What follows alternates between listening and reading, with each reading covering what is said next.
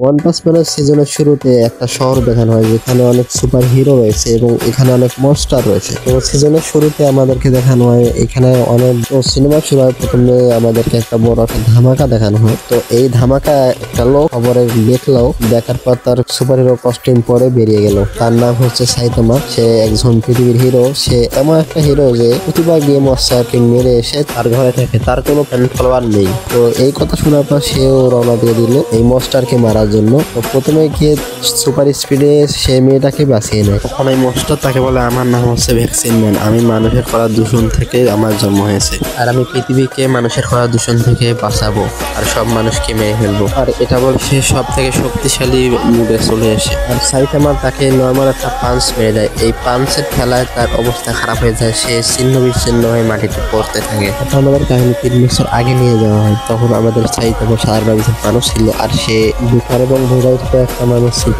তার কাছে একটা মাস্টার আছে, ক্রাব মাস্টার, তার সামনে যে আসে তাকে মেরে ফেলে। তো সাইতামা ওখানে যাওয়ার পর ওই ক্রাব মাস্টার তাকে তুমি ভয় পাওনি কেন? সাইতামা বলে, আমার জীবনটা এমনিতে এরকম হয়ে আছে, আমি কোনো কাজ পাচ্ছি না, আর আমার কোনো কাজ নাই। তো সে মাস্টার তার উপরে একটা দয়া দেখায়, সে তাকে মারে না। তারপরে সাইতামা ওখান থেকে চলে যায়। তো কিছুদূর যাওয়ার পরে সে 2 প্রতিওয়ালা ছেলেটা তার সামনে পড়ে যায়। সে তাকে বলে যে তুমি এখান থেকে ভেগে যাও, আর এখানে ক্রাব মাস্টার হয়তো চলে আসবে।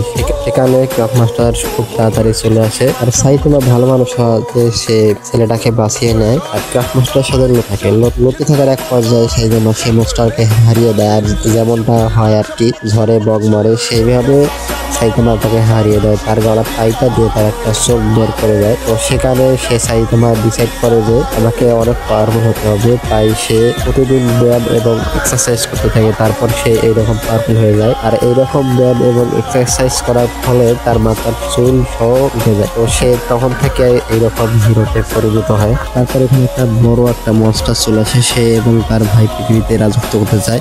সেই মনস্টারের ব্যাপারটি আমাদেরকে দেখানো। সে একটা বডি বিল্ডার ছিল, আর পৃথিবী সে শক্তিশালী একটা মানুষ হতে চাইছিল। আর তার ভাই একটা ছিল সাইন্টিস্ট। সে তাকে এমন একটা সিরাম দেয়, সেটা খাওয়ার পর সে এইরকম বড় একটা মনস্টারে পরিণত হয়। আর সে এত বিশাল একটা মনস্টার হয়েছে যে সে পুরো একটা শহরকে উড়িয়ে দিতে পারে। তারপর ওয়ান পাঞ্চ ম্যান তার কাঁধে এসে বসে, আর এবং তার বড় ভাই সে সাইন্টিস্ট বলে, তোমার কাঁধে একটা লোক বসে আছে। সেখানে একটা থাপড় মেরে সে মারতে বলে। সে কি করে, তার ভাইয়ের উপরে একটা থাপড় দিয়ে দেয়। তারপর কি হয়, তার ভাই সেখানে মরে যায়। আর তার ভাই মরে যাওয়ার পর এই মনস্টারটা অনেক ইমোশন হয়ে যায়। তারপর ওয়ান পাঞ্চ ম্যানকে নিচে ফেলে সেখানে অনেকবার মারতে থাকে। তারপর মারার পর ওয়ান পাঞ্চ ম্যান হয়তো পাতালে চলে গেছে, সেই ভেবে পৃথিবী ধ্বংস করার জন্য চলে যায়। তারপর ওয়ান পাঞ্চ ম্যান সেই পাতালের ভিতর থেকে উড়ে এসে তার মুখে একটা ঘুষি মারে। এই ঘুষি মারার কারণে সেই বড় মনস্টারটা এক ঘুষিতে উপকারিত হয়ে যায় এবং তার ছিন্ন বিচ্ছিন্ন হয়ে যায়। তারপর ওয়ান পাঞ্চ ম্যান তার বাড়িতে এসে ঘুমিয়ে পড়ে। তো তারপর দিন সকালে সে একটা অনেকগুলো মনস্টার দেখতে পায় যে পাতাল থেকে উঠে এসেছে। তাদের ওইখানে জনসংখ্যা বিষয়ের কারণে সে এখানে উঠে এসেছে এবং ওয়ান পাঞ্চ ম্যান সে তাদের সাথে ফাইট করতে শুরু করে এবং সেই মনস্টার গুলো অনেক পাওয়ারফুল ছিল। তাই ওয়ান পাঞ্চ ম্যান ভাবে যে সে তার বরাবর কিছু লোক এসে ফাইট করার জন্য, কিন্তু সেটা ছিল তার স্বপ্ন।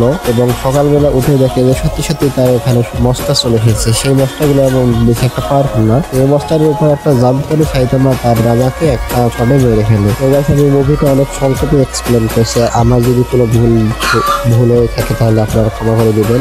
তো খোদা হাফেজ গাইস, আসসালামু আলাইকুম। তো গাইস, আমি 2য় সিজন পর্যন্ত এক্সপ্লেন করেছি, এরপরে 4টা সিজন ইনশাল্লাহ এক্সপ্লেন করবো ততক্ষণে। খোদা হাফেজ।